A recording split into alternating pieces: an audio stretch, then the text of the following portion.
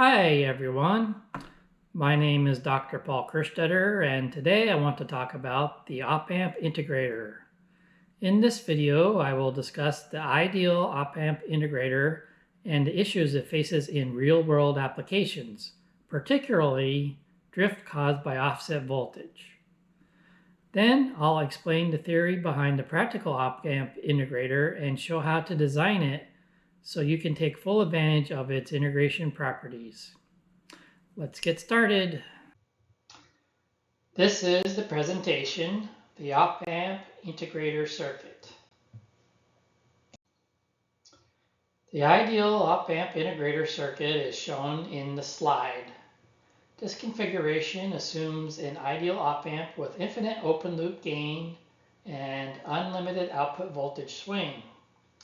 The output voltage equation shows that Vout is equal to the time interval of the input voltage scaled by a factor determined by the resistor R and capacitor C. Ideally, if both inputs of the op-amp are exactly equal, the output voltage should be zero. In practice, however, no real-world op-amp behaves this way. Every op-amp exhibits a small internal error that results in a non-zero output voltage even when the inputs are equal. This error is modeled as the input offset voltage VOS. In the slide, the VOS source represents this effect. It is defined as the small differential input voltage that must be applied between the inputs to force the output to 0 volts. What effect does the offset voltage have on the integrator circuit? The small offset voltage produces a drift in the output. Assuming that VOS is constant, we can derive an expression for its effect on the integrator as shown in the slide. The resulting equation contains a term in which VOS is multiplied by time t. This means the output voltage grows linearly with time and is theoretically unbounded. In practice, however, real op-amp outputs are limited by their power supply voltages. For example, if an op-amp is powered by plus or minus 15 volt supplies, the output cannot exceed that range. When the output reaches one of these limits, the integrator is said to be in saturation or experiencing integrator saturation. For the ADA 4620 op-amp, the input offset voltage is listed in the datasheet as plus or minus 250 microvolts max. In our integrator, let's assume R equals 1 k ohm and C equals 1 microfarad. Using the equation in the slide, the output drift due to the offset voltage is 0.25 volts per second.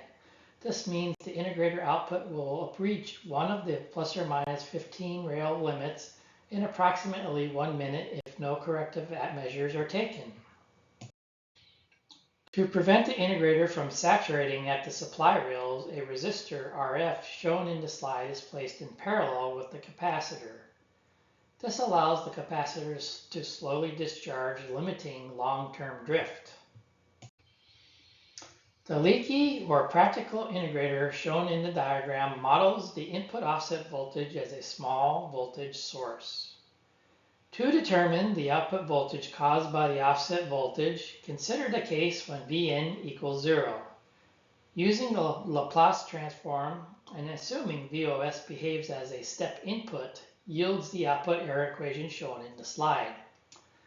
Note that the output does not grow unbounded over time like it does for the ideal op-amp integrator. So the resistor solves the integrator saturation problem.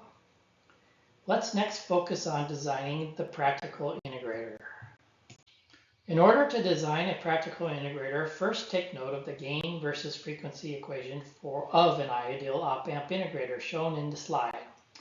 The gain is inversely proportional to the frequency f. In contrast to the ideal op-amp integrator, the practical integrator frequency response is a low-pass filter response. The frequency response is shown in the slide, and it does look similar to the frequency response of the ideal integrator, except it has a flat spot. This is the trade-off we made for getting rid of the integrator saturation problem. Also shown in the slide is the cutoff frequency equation, which is where the input signals of the greater frequency become attenuated. As can be seen, the frequency response of the practical integrator looks like the ideal integrator above the cutoff frequency. So, to access the integration properties of the practical integrator, the input must be at frequencies above the cutoff frequency. This, of course, means that less gain is accessible, as it would be if the input frequency was constrained to below the cutoff frequency. An example design is shown in the slide. In this case, we take a square wave pulse train with a period of 20 milliseconds or 50 hertz and convert it into a triangular wave.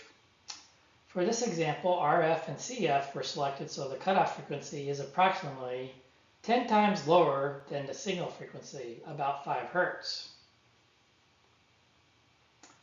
Designing the circuit this way allows us to take advantage of its integrator behavior, which converts the square wave input into a triangular output. That's all for now. I hope you enjoyed this video. If you did, please like the video and subscribe to the channel. Stay safe, and I'll see you in the next one.